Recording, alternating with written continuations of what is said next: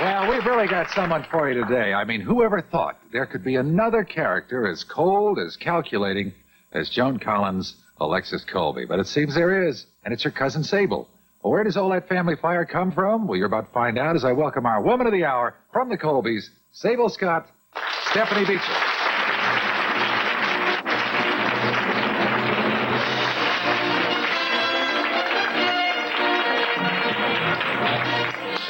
I know you're a very accomplished actress. Thank you. And you've worked in London, and you had a hit television series in London. Yes. Coming here is different. I don't know if it adds or detracts. How do the British see Britishers coming here to work and becoming successful on television? Are they happy for you? Very proud. Yeah. Very proud. Well, also the programs run in Britain as well, yes. don't they? Yes. Yeah. And they're enjoying it a lot. Are they? Mm. I mean, tongue-in-cheek. Do they really... They bought it. They're loving it. Are They're they? into it now, yes. Yeah. Well, they used to like everybody. My mother believes that I am married to Charlton Heston. Oh, she does? Yes. Yeah, but I understand your folks are a little displeased with the fact that you're cunning and you're money and power grabbing and all that stuff. I think it has made my mother cry. Has it really? To see me be so horrid. I mean, she certainly could separate the fantasy Well, from... listen.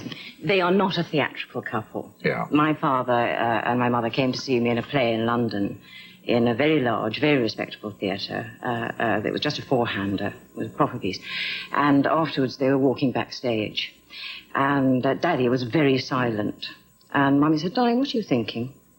And Daddy said, I think that Steffi is every bit as good as a real actress. That's great. So that Mummy knows that I'm an actress, knows that I am acting, but she can't bear to see the things I'm getting up to in California. I guess all of our mothers are like that. Mine is even called years ago, and you do things because you need to, pay the mortgage on the house or pay the rent, and you can't always choose. And she was a little displeased with a couple of the roles that I did. What's it like to be compared with Joan? She's had such a phenomenal success here in America. Is it nerd time? I don't think about it. Yeah. I just headed in for Sable. She's in a completely different character from Alexis. Mm-hmm. And I just tried to find the truth in her. You can't think. You just get specific about the person that you're playing. Yeah, well, it's having the desired effect, I must say.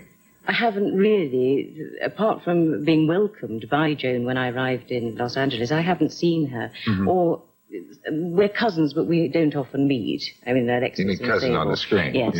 And I've just got on with being married to Chuck and having that wretched old Barbara Stanwyck for a sister-in-law and... Yeah, well, it's just terrific. I mean, you can't wait for each episode. Something happened to you. Was it yesterday or the day before with Chuck that all actors just dread? I mean, and we have so much precedence for concern here, and it involved you with a pistol. No, with a huge rifle. With a rifle? A huge rifle. And your intended target was a vase. Was a vase. And instead, Chuck Heston happened. Face. In the face? In the face. Now, Sable was very angry. Yeah. With Jason. But this does not excuse Stephanie being trigger-happy with Chuck. Now, he is very experienced with guns. He could see that I was about to make a mistake. Mm-hmm. How far away from him were you? About 8 feet. And these carry a load in there, even though they're blanks. They are blanks, but it's like having... If he hadn't closed his eyes, I would have hated to have seen what happened. He could just see that it was going to happen, and he went like that. So he knew? He knew. It was a very loose trigger. Mm-hmm. Says Sable. No, really, it was a very... I've only played with... I tried it once before we did it, and that was the only other time in your career that you'd ever handled a rifle? Yes. They take a big chance, don't they? And Chuck came in the next day with a huge, great bandage over his face. With a blind eye painted on it. Sense of humor. Yes. Yeah. He can be very funny and very charming. But you're enjoying the whole experience. Oh, of course. Now, your children are still in London. They're in boarding school. Is this you want to keep their lives sort of normal and close to the grandparents? Very much so. Mm-hmm. I think that they will enjoy their bubblegum holidays, their Californian sunshine, palm trees, seaside, mummy at the studios holidays, but I don't think it's any upbringing 4 children. Yeah, now they're Chloe and Phoebe. Yes, How old are they? Chloe's birthday today. Oh. She is 9 today. I've just spoken to You her want a and Kleenex? cried. Oh, I've done all that. I've done all Oh, that. that must be rough, though. I mean, not only for the children, but for you. Dreadful. Dreadful.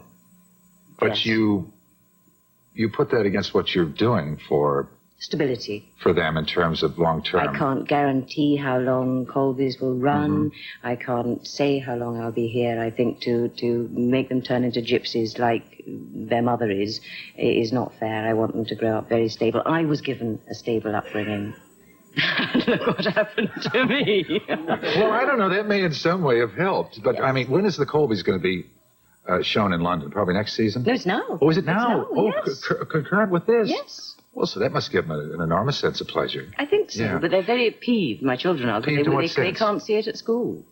They're not Oh. allowed to stay up until 8:30. And I don't think VCRs are a big item in London, are Oh, they? well, you can't give my mother a telephone to press, let alone a VCR. She'll get it all wrong. Do they visit their grandparents on the weekends? Yes. Oh, they do. Yeah. You are very unique in the sense that, correct me if I'm wrong here, but you were born with a hearing impairment, Yes. and quite substantial. What is it? I have Totally. nothing at all on my right side. Yes. There is no hearing there at all, so I've never heard in stereo. This is only something that's been explained to me. I mean, of course, I don't know I don't hear in stereo because you just get on with what you're given. But I've never heard in stereo, but it was the thought that this one would go that was difficult. And I do tend to lip read quite a lot. It's rather easy being an actress because I know what they're going to say if I've learnt their lines. Yes, of course, but you don't know what I'm going to say. No, but I listen hard. Yeah. Directors have said many things to me that have never said listen. Yeah, and it looks like you're interested when you listen hard. But is this a degenerative situation, or? Yes, you've got to be very careful. You know how people, oh, you deaf, shout at I mean, I have to be very careful of that ear. Yeah. It's very sensitive, and the nerve endings, there's literally nerve endings are like that, and they can die. And Well, you know, we've covered several times new, really exciting innovations in applications for hearing. Implants and stuff. Not with nerve deafness yet. Although if anybody has some new things, please let me know. Yeah, I'd you'd be like to hear. so thrilled. Yeah. Where do you see yourself in a few years? I mean, you'd like to see the Colbys go on. Of course. Yeah. I think you Really? once said, what have I got, maybe 5 or 3 years of this face, and I better get with it? That's my feeling. But that doesn't seem to be the case today. I mean, women are working far beyond what they ever expected to in this industry. A lot of us are now middle-aged. Therefore, we enjoy the people that are heroes and heroines being middle-aged. Could be. The age has shifted certainly That's toward right. the older. That's yes. right. Yeah. Well, it would be thrilling if I felt that I could still manage to stand in front of a camera in 10 years' time, but I don't know if it wouldn't be a terrible worry. I think I should probably be back on the stage in England by then. Well, we're going to find out a lot more about you as we proceed in this hour, but I wanted to ask you, and I know you're not divorced. No. You're separated. Yes. Did you guys go through the 7-year itch? Do you know what that is, this thing we call the 7-year itch here? Yes, and I believe that it is the truth. I think there is a lull. It's such a shame that people can't make it How long were you and your through. husband together? About the 7 About year 7 years. mark. But you did something interesting. You have not gotten a divorce. No. And you've been several years separated. Yes. And you made the most, I thought, charming statement about, what did you say? It acknowledges, What we've produced, our children. namely the children. Yes. That's interesting. I've never heard anybody put it quite like that. Anyway, we have that segment. We've got, you want to talk about a story. We have an MS victim. She was stricken when she was a young adult. And somehow or other, she stumbled on, and that's no pun, a pair of shoes. I mean, just from heaven, obviously. And she is able to walk. And we're going to have a demonstration out here. And we've got Richard Stahl here, and he's going to do some cooking for us in the kitchen. So we'll have a lot of fun. I hope you enjoy yourself. We'll be right back. Stephanie and I. Hi, I'm Barbara Quint, and in a minute I'll tell you 5 ways that using coupons could land up costing you money. Now, you said that you believe you were a victim of the 7-year itch. I was part of. Part of that. Yes. All right. Well, it's a fascinating phenomenon. We've kidded around about it. They've made movies about it. But I'll tell you something. Our next guest has studied natural patterns around the world and believes that there's definitely a biological reason for that 7-year itch. She's Dr. Helen Fisher, an anthropologist and author of The Sex Contract. Dr. Fisher, let's talk about how relationships evolve in the first place. What are those things that attract us to one another, and how important are they? It's very interesting. I think that human relationships, male-female bonding, making a relationship with another person, is at least 5 million years old. When we came down from the trees, at that time, suddenly women had to bear more infantile babies, smaller babies that more easily slipped through this different birth canal when we got up on 2 feet. And as a result, I think with that came the evolution of monogamy, a man and a woman courting one another and marrying in order to raise their young as man and wife. And as a matter of fact, we've seen an awful lot of, we now know that infatuation is a brain bath of chemicals, of natural speed, as a matter of fact. They keep you giddy and euphoric and make you fall in love. We even have isolated various courtship patterns that seem to be universal among human beings. For example, there's an anthropologist that has built a camera that secretly takes pictures from the side instead of from the front. And with the camera, he's captured the unstaged flirtations of young girls around the world, in Samoa, in New Guinea, in New York City, in Sydney, Australia. And as it turns out, they all flirt in exactly the same fashion. When a person sees their lover and they're going to flirt with them, they smile at their lover first, open their eyes very wide, tilt their head to the sideways, raise one eyebrow, which as a matter of fact I can't do unless I'm actually flirting, but something like this, and then down and away, so it's... Yeah, I think I saw. How many times have you seen that? I think I saw her do that the other night. And your mother... What? Smiled. I raised my... But I didn't tilt. had a problem with the tilt of the eye. Your mother didn't teach it to you either. I think that so many of these characteristics of love, of that first stage of love, evolved over 5 million years ago when we came down from the trees and had to start to raise our young as man and wife. We start with this rush of chemicals. Right. And we stay totally infatuated with one another. And that it has a certain length, does it not? That's right. Apparently, it can last about 2.5 years. All right. Unless you've got a long-distance relationship, in which case it can last a great deal longer. But most people who are infatuated can't stay away from one another. And they'll go around the world, drop jobs, drop everything in order to be with their loved one. All right. And then what do they move on to next? Well, apparently the brain cannot maintain this very heightened experience of infatuation, and we know what that's like. It's disorganizing to the brain, and so it clicks into the second stage of love, which is those natural stimulants click out, and apparently what clicks in are the endorphins. These are the natural opiates. They're a little bit like man-made morphine. You mean and this we is the we second. Get dulled as we go through the second stage? Well, we go in the second stage. Yeah, it's the... Jesus, slippers out. Yeah. Okay. But it's a very warm, comfortable stage of love. It's the kind of thing where you can watch television and not be very... So your baby would be conceived in that first stage. Okay. And then you fall into the comfy slippers stage, and then you have your child. Right. So has birth control completely muddled the normal biological setup that you think should happen? As an anthropologist, mankind has been using different kinds of birth control for 5 million years. Yeah. But what's interesting is I really wanted to know about this 7-year itch. As a matter of fact, I spent many years trying to figure out why we married. I think she's talking about with or without a child. Yeah. It's just why we become... Why do we... Because they'd be 5, and then we could split up because the children can dress themselves. Yeah. Well, that's part of it. You're on to the main theory. Yeah. And this is it. I stumbled on a statistic that got me wondering why human beings really do divorce. And I'm sick to death of the concept of its personal failure or that society is disintegrating. I mean, around the world, people are divorcing. How come? And so what I've done is I've now taken a look at statistics from 59 societies: England, America, Samoa, Greenland, Russia, all kinds of different types of societies. And as it turns out, if you're going to divorce, you're going to do it between 4 and 7 years of marriage. You're going to do it between the ages of 25 and 29. That's the height of your reproductive years. Yes. That's sort of strange. And you're going to do it often with no children, but equally often with one child. And what I think is that it's entirely possible that this is a reproductive strategy that evolved over 5 million years ago to stay together at least long enough to have a child, raise one children, child and then go through on to infancy. Now, this is not to say that divorce is in the genes, that everybody's destined to divorce. I mean, in America today, 50% of marriages do last for life. But the thing is, we have to work at them. In this danger period, this 4 or 5 to 7 year period, what can be done? I mean, extracurricular activities? Have you studied that part of it? Yes, I have. helpful? A lot of people think so. It's tough to say, but certainly adultery is enormously common around the world. Yeah, it is today. And I truly think that it's a three-part strategy. Marrying in order to raise those young. Perhaps adultery, let's dial back 4 million years ago to a group of people walking along these grasslands. It would be way to a woman's advantage to have one man help her with that tiny infant. But wouldn't it also be to her advantage to have extra men with extra support as long as she wasn't caught? Well, so now, I think you only raise the eyebrows. I don't think you do anything else. Yes. It would also depend how that one guy felt about the other 6 or so. They call it natural insurance. You know, if one guy doesn't come home. But seriously, what can you do to head this off? If you know you're going to be a statistic, at least a 1 in 2 statistic, what can you do?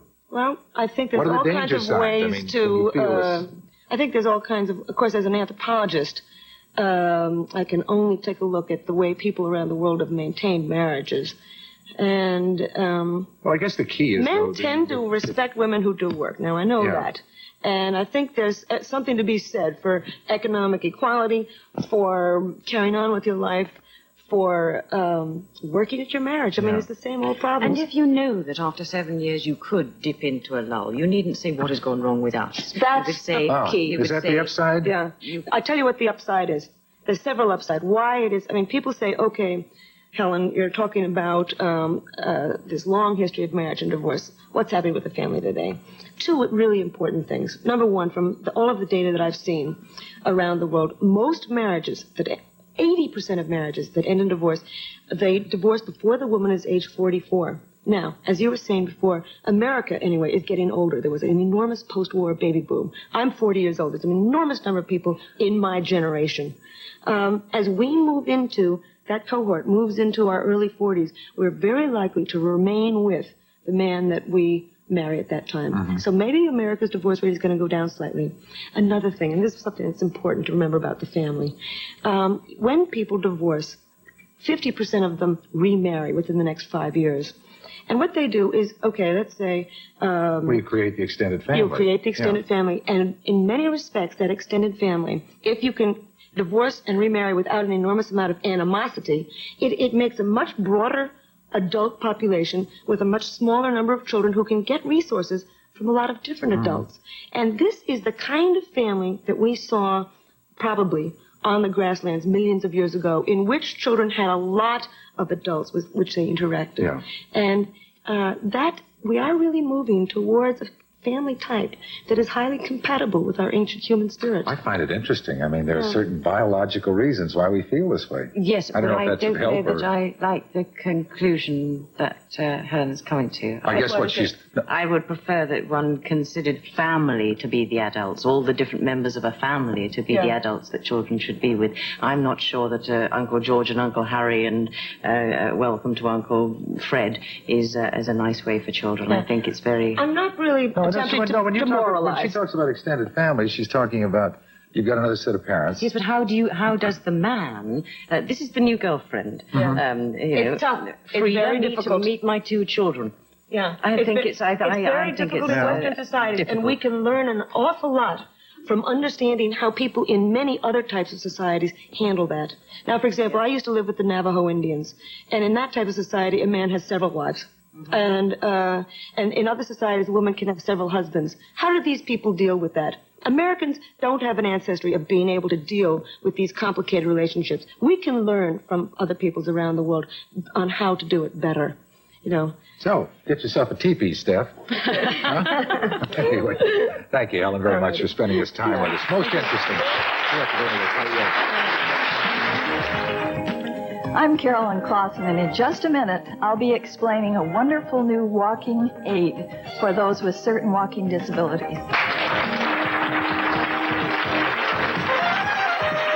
Now, Stephanie, these may look like somewhat ordinary shoes to you, but these, oh boy, they're different, and they certainly weren't for my next guest. They changed her life. Carolyn Clawson could barely stand due to her multiple sclerosis until one day she discovered a pair of shoes which gave her the freedom. And I do mean the freedom to walk. Well, True. It is a fantastic story, and it's so involved and so forth. But basically, if you can briefly just kind of encapsulate Put it in a nutshell. how the shoes came to your attention and what you did to finally get to where they are today? First of all, when I was first starting to use a wheelchair, walking was very, very difficult. And the only reason I was using a wheelchair was to save the energy. But I could still stand. But I had a friend come to see me, and it was at a time when clogs were really a novelty. And I noticed she has clogs on, and I said, they're cute. So she said, try them on. And when I did, I found I could stand easily, which was something very difficult for me to do. So I just mentioned to her that I felt I was better. She said, fine, I'll try and get your pair. And 2 weeks later, a box came in the mail, and here were these shoes. And when I put them on, I found indeed I could stand easier. But when I started to walk, it was an incredible experience of gliding. My legs no longer felt heavy. I just walked. It was just unreal. And the amazing thing about this was that later, when I tried other shoes, I found I couldn't walk in them. You couldn't at all? No. No other shoes? No, I mean other clogs.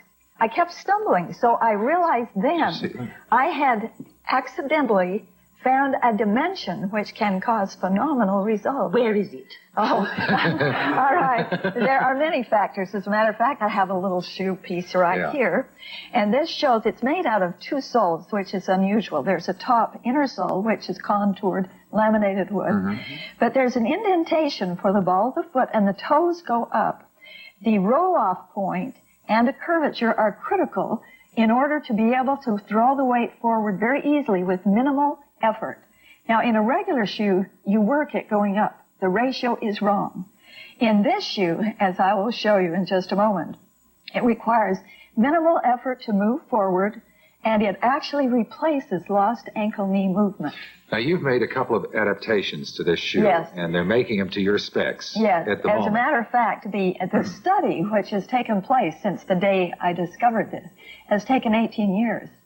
And it's a long time. Yeah. And it saves 150% energy? It's 70. It depends on how much of a walking disability you have, for one thing. Yeah, how many people would be affected or could be affected by this shoe? It's hard to even envision this because we are only touching the surface.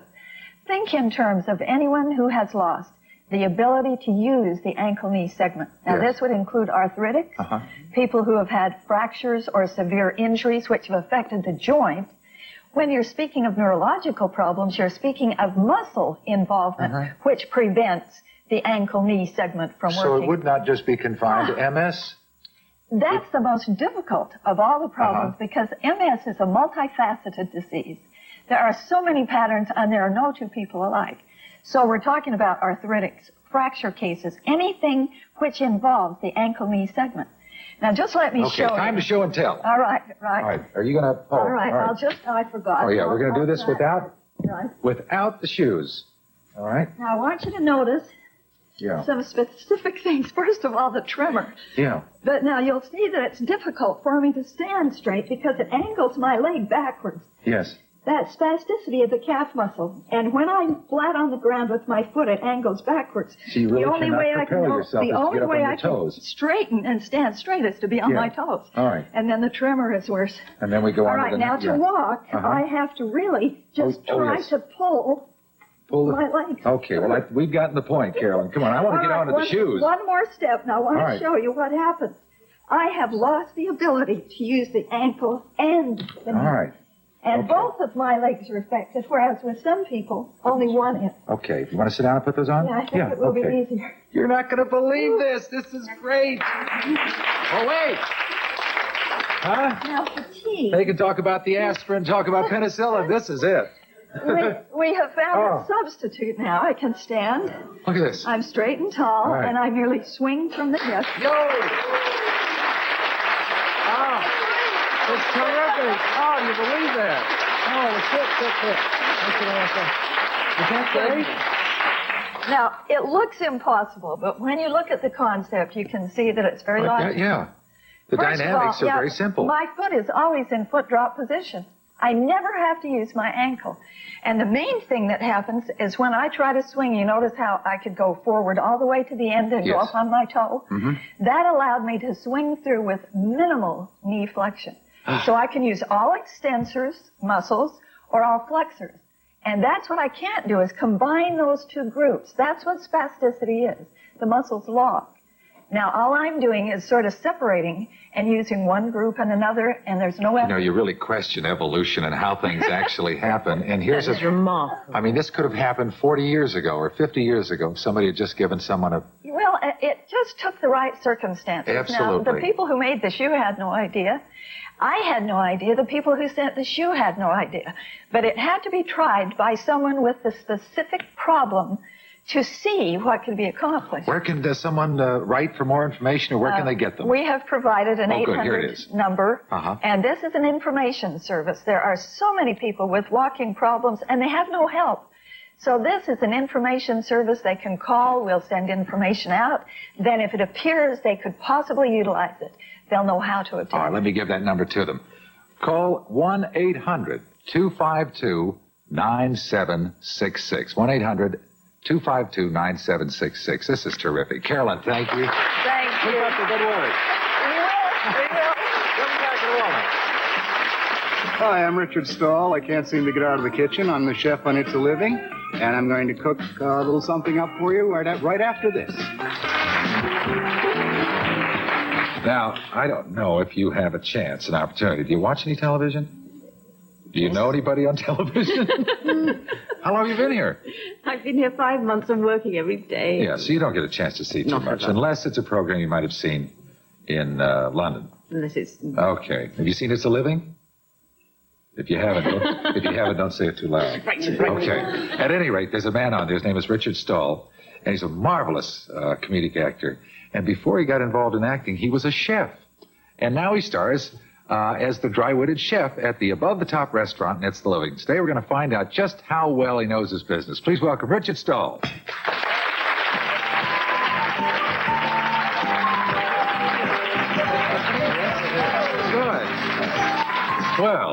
Well, what was you were a chef? Was that just a part-time job while you were at the Hotel Del Coronado in that beautiful place down there in San Diego? I didn't know what a good job I had. I became an actor, So you started acting in what, midlife? Or young? No, we don't want to get into that. Oh, okay. We won't get into that. Stephanie, you asked the hard stuff. 5 easy pieces. 5 easy pieces? Oh, yeah. Okay. A lot of, yeah. Well, you go out with kids. I have young children, and you go out with kids. You spend $46 for lunch, and they eat the French fries, So I started cooking at home, and, of course, kids like to play with food, right? Yeah. I mean, it's not that they don't want to eat it. They just want to play with it a little first, So my daughter Allegra who's a teenager now, eats anything. Oliver, he doesn't eat any vegetables, and my wife is a vegetarian.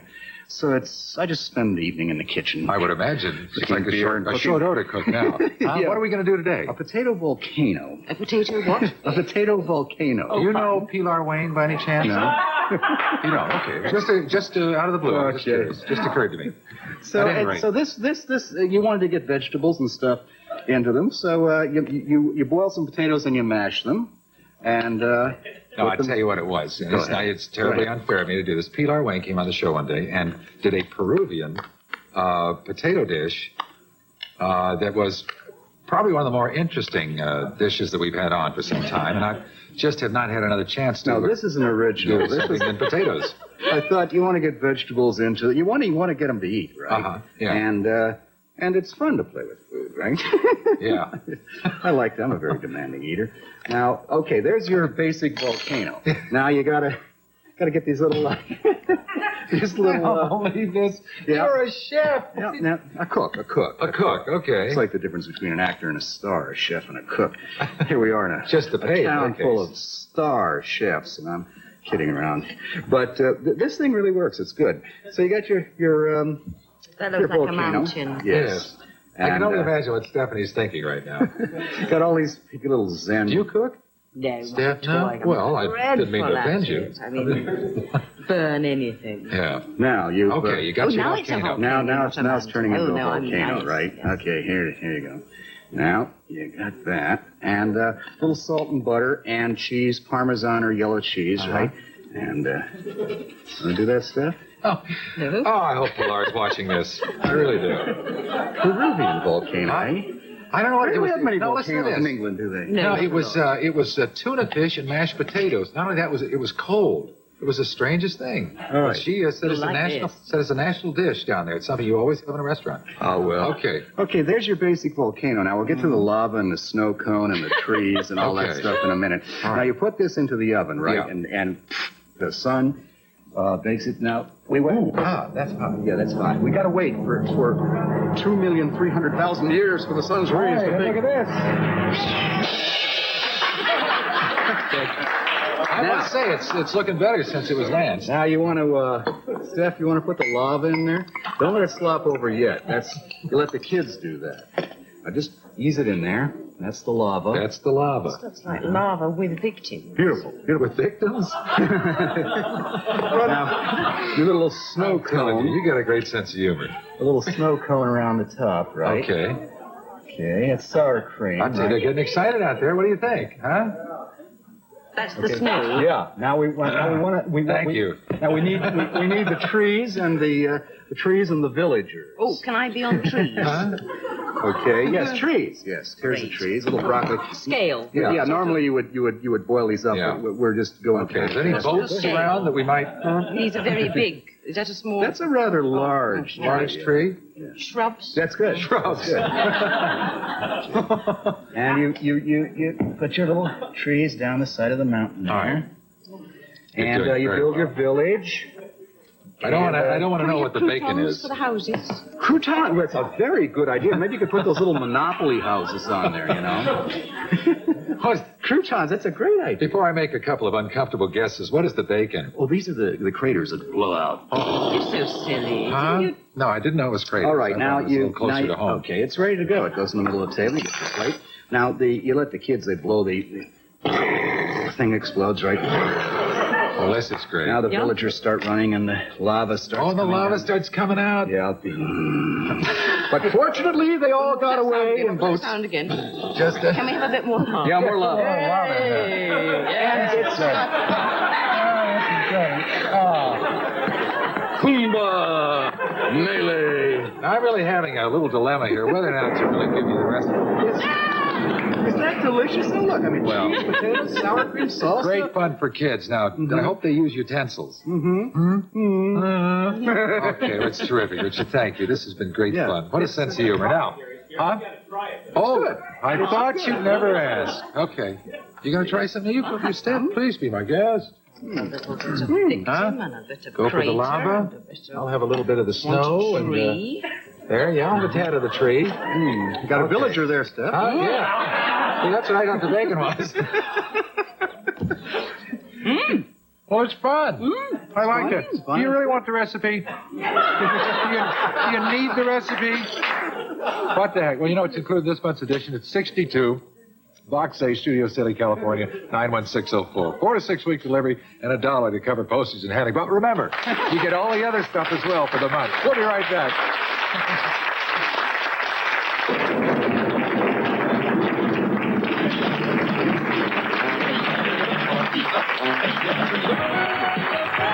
We're back with Stephanie Beacham and our chef of the hour, Richard Stahl from It's a Living. And I guess what we have here is a potato bar with elements that we can add or what have you to our potato. Nothing wrong with the potato. Now, I've never seen this in a restaurant. Have you ever been in one where they have the potato and all the stuff to put in it? They generally just bring you two or three to the table, and the table sort of overflows Yeah. and things fall off. Boy, now you guys invented potatoes, didn't you? Potatoes is with everything. That's the Irish. A little north. Well, they came a little south, though. Whatever, yeah. But, I mean, you eat potatoes with just about everything, don't you? No, butter, salt, and pepper. No, I mean, you eat it with most every food. Oh, yes. Yeah. Okay. But you don't use Roast any of these... potatoes. What? Roast potatoes. Roast with potatoes. With our Sunday roast, Yes. Do you leave the skin on? No. No, see? But we do have baked potatoes like I know. this. What can you say about it? I don't know. Do you get the feeling we're drifting? It's 90 calories a potato. Is it? Or is it an ounce of Gee, potato? I don't think nutrition and comes It's to not nutrition. I very figure fattening a there's potato, 4 food unless... groups. Unless. And this Does is anybody your, else want any This is your butter? I have passion. my No. Huh? I have my. This is guacamole. Yes, I will. That's little jalapeno peppers. Are you going to Onions. Put guacamole on a potato. Well, I never have either. Well, when they're not I want noticing, some I'm gonna cheese help and myself tomatoes with and some bacon. And while we're doing this, it gives us a perfect opportunity to thank Richard. Richard, thank you very much. Thank you.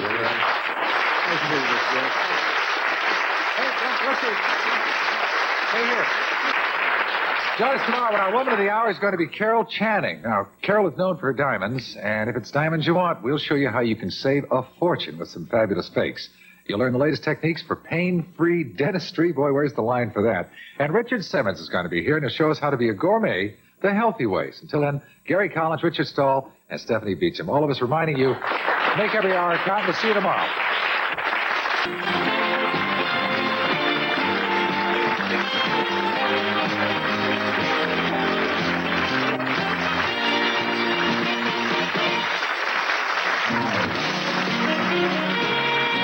Tonight on 5, there's a family of fun waiting for you when the Brady Bunch brings down the house at 5. Then at 5:30, Roger and the gang get down to some serious partying on hilarious What's Happening. At 6, Gary Coleman cuts the uptown scene down to size on Different Strokes, only here on Channel 5.